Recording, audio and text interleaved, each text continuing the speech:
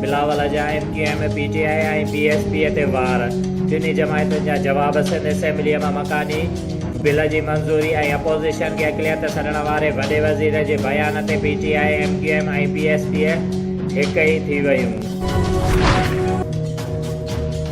मकानी निज़ाम ते इख्तिलाफ़ करण हर पार्टीअ जो हक़ आहे, पर नफ़रत वारी सियासत न थियणु घुरिजे। सूबाई वज़ीर सईद गनी MQM ऐं PTI ते तनक़ीद कंदे चयो आहे त तनक़ीद कंदड़नि खे अणपढ़ियल चयो त बाहि लॻी थी वञे।